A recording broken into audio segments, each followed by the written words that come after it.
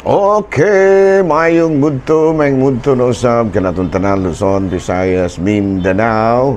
Mayong mudto Philippines, mayong mudto world, mayong mudto universe. Ana na punta mga higala dili atong tulumanon sa kahanginan CONA Catechism on Air ug ako lang gihapon kini yung ubos nga alagad Reverendo Padre Edwin Academia Acab. Abino adlaw na usab karon nga Huwebes, no? Pitsa 14 na kini sa bulan sa Nobyembre tuig 2024.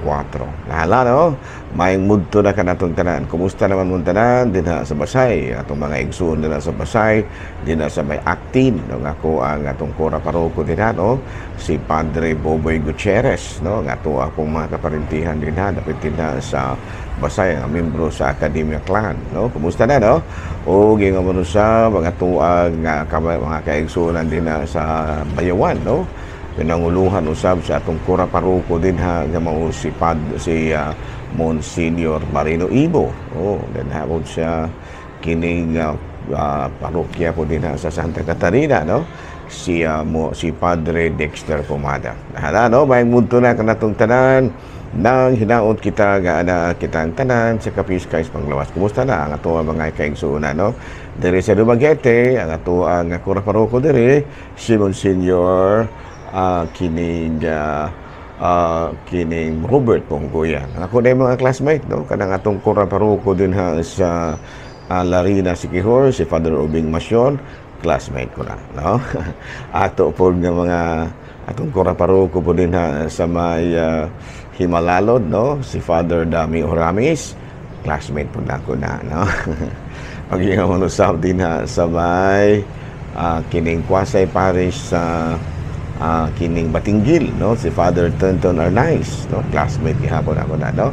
Ubay-ubay gyud ko mga classmate paghigala nga kuan karon kuan kining mga nangalangan, no? Karon is Ginoo may pangbayar ang lawas pa, no? Manano nang kinaot kita mga higala. Tanan gyud ako mga kauban ng pari sa Diocese of Dumaguete, pinanguluhan sa talahorong obispo Bishop Polito B. Cortez. Kumusta na mga brothers, no? Mga brother priests, no?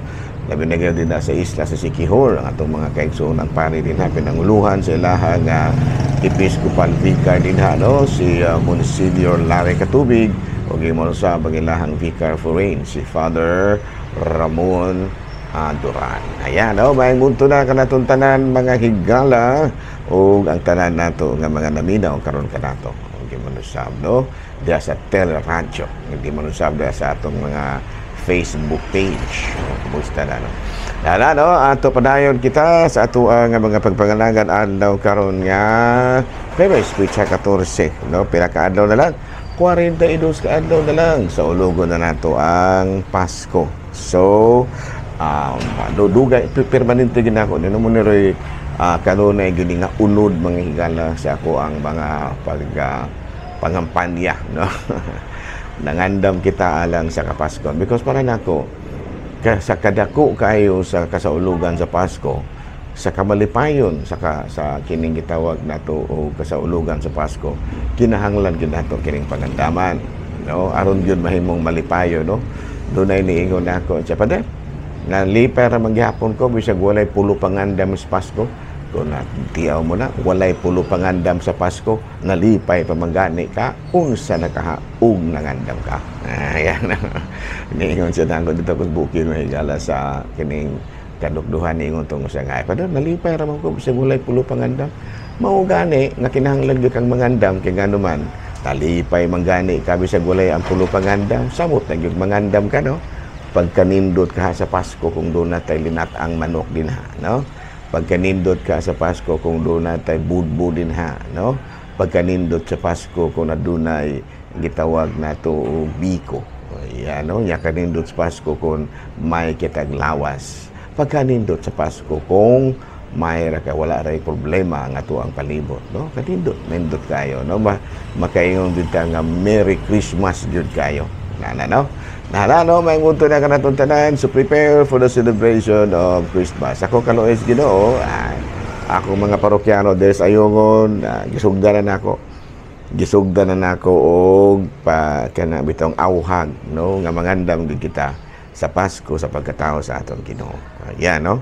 Binoari kita mga gala sa ato ang CBCP News, balita simbahan ini kabuntuhon, November 14, no?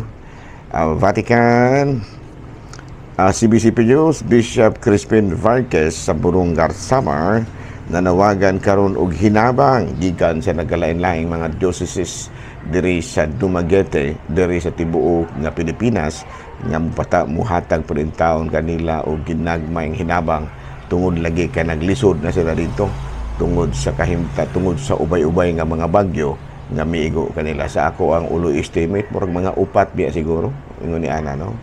Balita mga higala gikan sa Vatican, pinaagi kang Vatican Secretary of State Cardinal Pietro Parolin ni paabot sa ilahang pagtimbaya sa bagong napili nga presidente sa Estados Unidos nga mao si Presidente Donald Trump, no? Nanghidaot sila sa usa ka makinaadmanon, no wise administration alang sa nasod, lang sa nasangpit nga nasod. Mao kadto mahigala mga balitang simbahanon ining kamutuhon gikan sa CBCP ug ingon manusab sa Vatican. Ug ako lang gihapon ang inyong magsisibya, walay problema. Og ni kuan pa na ni Brother Jones ba na, walay problema, bisag way nang utana. Ari kita sa ato ang Saint of the Day, bisag way nang utana. Abi no nga atong Saint of the Day karon mao si Saint Lawrence O'Toole, no? O'Toole, no? O the apostrophe T-O-O-L-E, no? Saint Lawrence. Abi no kini si Saint Lawrence O'Toole sa kini sa German. Natao ni adtog 1125 unya nahimo siyang obispo sa Dublin, Germany. Nya usa kini siya ka matud pa usa ka balaan kayo nga tao na he negotiated for the reconciliation of the feuding kingdom of England and Ireland, no? Sa to pa siya gyud ang ningkamot nga ang nasod sa Ireland ug ang England mag-uli sa maayong kabuton. O niya responsible for the many reforms in his diocese. So manano, so karong adlaw gihinumduman nato mao ang ato ang patron karon si San Lorenzo O'Toole, Saint Lawrence O'Toole. Hala, no? May muto na kumusta na ang akong gawis din sa Kalumbuyan, no? Kumusta na si Padre Christian Durango. Ayan, no? Christian Durango. Ayan. Wex, kumusta mo kada Wex, no? Ako dugay-dugay ba akong na-assign din. Mga 2 ka tuig kong na-assign din na sa Kalumbuyan. Kaya gibalik ko, ang nahitabo ato, gibalik ko sa Seaton. No, tungod lagi sa BEC, gibalik ko sa Seaton ni Bishop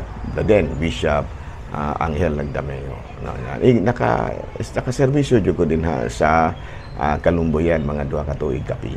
Ayan, dahong kaila rin na, no? Si Napol, kumusta na si Napol Rafales, kumusta na, no? Amot o napapadagwa si Napol, no? O gingamanusab si Kapitan, no? Kapitan nga kini niya. Dahang mga kapitan, ako nakuanan din na si Kapitan. Karong na Kapitan bitaw higala nga nahimong konsyal sa lungsod. No? Ayan, no? May munto na kanatong tanan, nang hinaot kita nga na kitang tanan sa Kapiskay Paglawas. Tibayaon po dahil nato ang ako, ang mga kaigsunan. Ako kanhing parokya din na sa Dawis, no? Bayawan, kamusta, no? Ikanang duha ka mga lugar na kura ko din na sa Dawis o gingamanusab sa Kalumbuyan. Nahala, no? May munto na kanatong tanan, mga higala, nang hidaot kita nga na kitang tanan sa Kapiskay sa Pangluwas. Abi no, ari na ta mga higala sa atong topic. Topic nato sa ato ang katikisem karon mga higala. November 14. Of course, parayon nato nga gibat-bat, gibat-bat, no? O sa ato pa na gi-explain, no? Gipaningkamutan nga matugkad nato kining gitawag nato ang credo. Unya ani agyapon kita sa topic nga the mystery of Christ life, no? Ang mga misteryo sa kinabuhi ni Kristo. Unya nga ato ang subtopic the keys of the kingdom, ang yawi sa gingharian sa Dios. Sa pagsugod sa atong Ginoong Jesucristo sa iyahang pagpanudlo, no, kinang gitawag natong public life.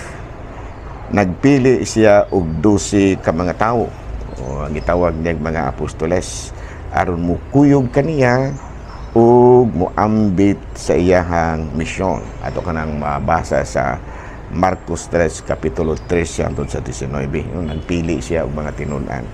Sa pag-abot sa panahon nga gibayaw na siya sa langit, katong mga tao gawas na usa ka niya sa 12 dunay wala madayon sa ilahang misyon kay ni budhi man lagi si kuan ang hinumdumo si Judas Iscariote. Nya katong 11 nga nahibilin, of course ang si Judas Iscariote giilisan ulos mga apostoles.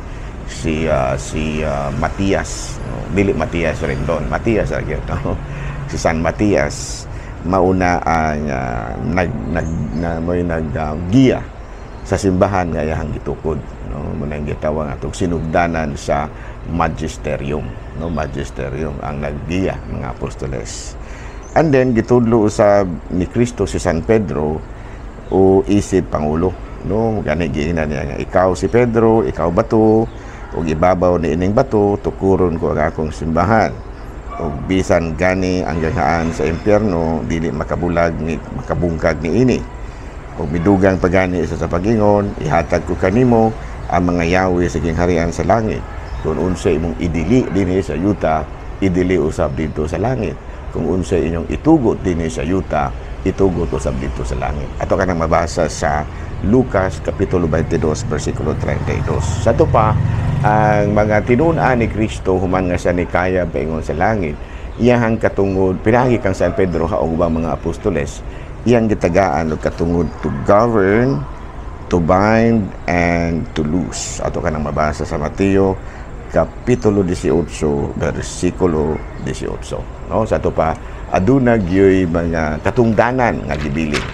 Abi na may gala natong kumalandungan gamay kining mao nga topic, kining feed my lambs ug uban pa ang Pope, ang Santo Papa, ang mga obispo, kaparian ug diakono ug mga laiko, kita maoy nag-compose sa simbahan. Kita mo nang miingon si Kristo nga kamo ang simbahan. Kaya mo sa ang simbahan mao ang alawas mistiko ni Kristo din sa kalibutan.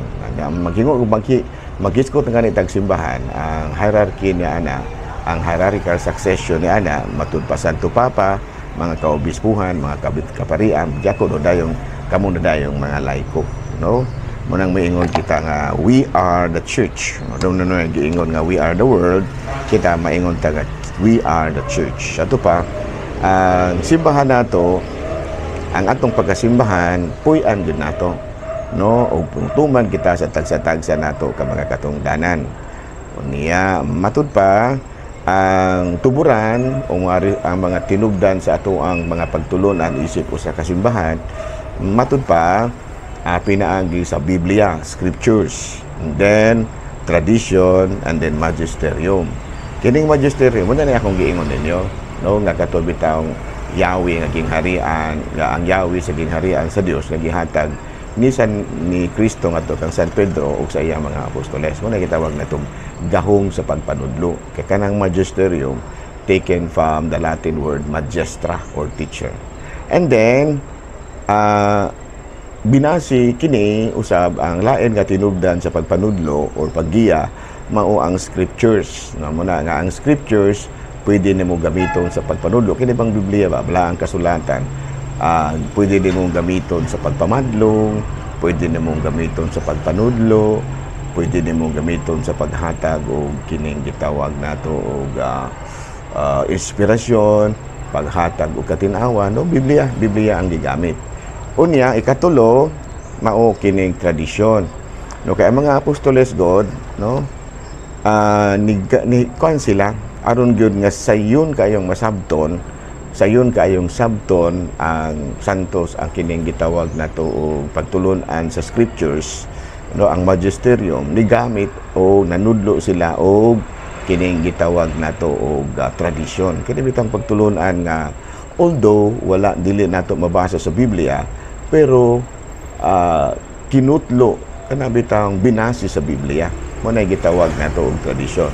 Muna nga natawo kining mga pagtulunan nga gitudlo sa mga apostoles kining kabahin sa fiesta ingon ni ana, no, although nga naa siya sa fiesta sa panahon sa Old Testament, pero panahon na ni Kristo, panahon nga mga apostoles na mo'y nagdumala, no, na doon na yung mga bagong pagtulunan nga kanang gitawag nato sa in English o gitudlo, no, gi-preach, no, nga alang sa aron nga sayon kay sabton ang scriptures, no. Labi na nga ang mga apostoles sa diha nga na hapit na usab nila na nakita nila nga dili gid pud sila ingon nga mabuhi hantod sa hantod, nagkuan pud sila, nag-ordain pud sila og mga lain nga mga obispo. Mga obispo mo na gitawag nato og apostolic fathers, no, kay gikan man gyud ang mga apostoles man gyud mao'y naghimo kanila, naghatag kanila og katungod, no, kanang gitawag natong apostolic fathers. Mo nato sila si Saint Ignatius of Antioch, sila si Tertullian, sila si sila si San Tito, no, sila si San Timoteo, nangahimo dos lang obispo. Pero tinudluan dos mga apostoles. And then doon na po ang mga kadiha nga nakita po sa mga tinudluan sa mga apostoles, medyo gulang-gulang na po sila, kinahanglan po nga doon na gimusunod kanila, doon na po sila gitudlo, mo na gitawag na to sa in English of church fathers. In other words, there was a succession gikan ni Kristo paingon sa mga apostoles, paingon sa mga church apostolic fathers, paingon sa mga church fathers hangtod karon, no, muna, no. Unya matud palagi doon ay mga gitudlo ang mga apostoles, ang mga apostolic fathers, ang mga church fathers nga matud pa binase sa Biblia. Although nga dili gid nato litra por litra nga mabasa sa Biblia, pero gibase sa Biblia. In other words, ang gitudlo sa mga apostoles, although nga dili gid nato mabasa litra por litra, pero binase gyud sa Biblia. Gani dili basta-basta nga mahimo ang usa ka tradisyon, no, kining pagpasidungog sa mga santos, kining pag-ila ug kinsa ang mga tawo nga nahimo ng santos, kining canonization, kining paghimo og mga batod pa regulasyon sa simbahan, no, nahimo ng mga tradisyon, dili ingon ni ana kasayon. Nahanglan nga mag-agi gyud na og matod pa makuti nga pagtuon. Muna gitawag natog mga synods, no, mga synod, mga plenary assembly ug daghan panguban. Ingon ana, no, muna ingon ana, ingon na ni ana. In other words, dili basta-basta, no, ang mga tradisyon nga gibilin kanato sa atong mga kining mga magulang og edad, ng atong mga katigulangan. Muna nga ang mga laing relihiyon usahay mo question, no, sa atong mga tradisyon. So mga tradisyon nato, one of our tradition is mga fiesta, no, fiesta sa mga santos, no, o baka fiesta sa mahal nga birhen, no, o baka fiesta lang sa Ginoo. So ang atong kining Pasko nato usa ni sa mga tradisyon nga gitudlo sa mga church fathers, mga apostolic fathers, na binase sa pagtulunan sa mga apostoles. Gi-question sa mga matud pa magtutukod pud og laing relihiyon, kay ang nahitabo ugod mga higala, ang mga higala doon na gyud succession gikan sa talahurong Santo Papa, paingon sa mga obispo, paingon sa mga diakono, paingon nato, no.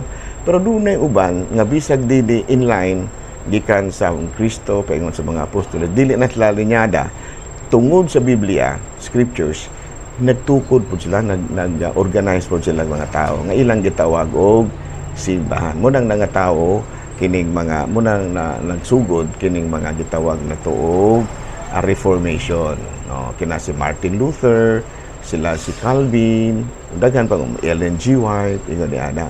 Pero actually kini mga tawhana dili gini sila in line, dili ni sila linyada gikan sa mga apostoles. Muna nga daghan kaayo sa mga gipangtudlo nila nga dili pinasubay sa tradisyon sa simbahan. Gani ila pagyud ganing gisaway ang mga tradisyon sa simbahan. Well anyway, ilaha man na. Pero kitang mga kuan, kitang mga Katoliko, dili kay ta magpadala ni ana, no, nga naman. Kasi ako nang ginaingon, doon na tayo mga pagtulunan nga binase sa pagtulunan sa Biblia. Unya ang naghimo pud ni ana mismong adunay katungod paghimo. Kaya di ba, kung atong tanawon sa Biblia na ingon, biya si Kristo sa mga apostoles, kung unsay inyong idili dinhi sa yuta, idili usab dito sa langit. Kung unsay inyong itugod dinhi sa yuta, itugod usab dito sa langit.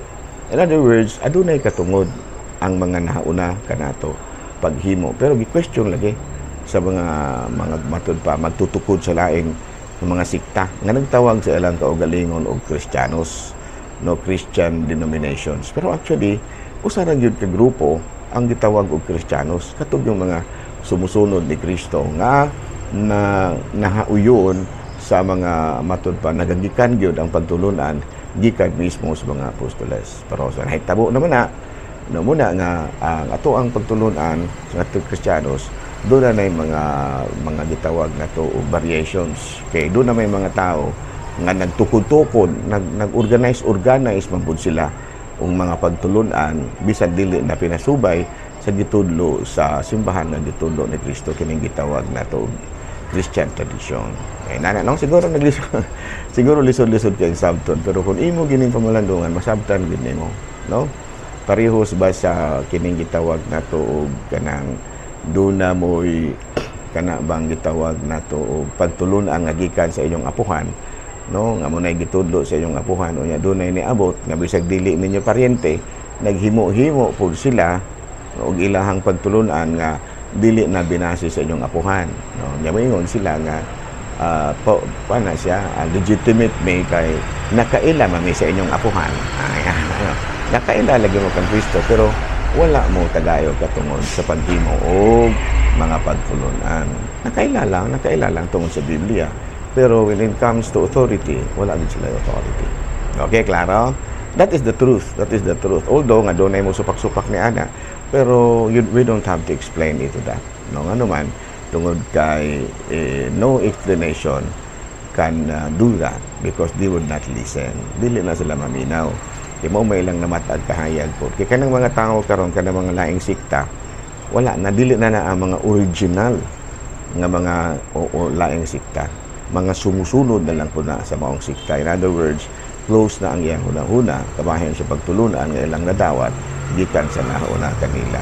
Pero for sure, kanang pagtulunan na dili gyud na inlinyada sa pagtulunan nga gitudlo sa mga apostoles. Okay, klaro?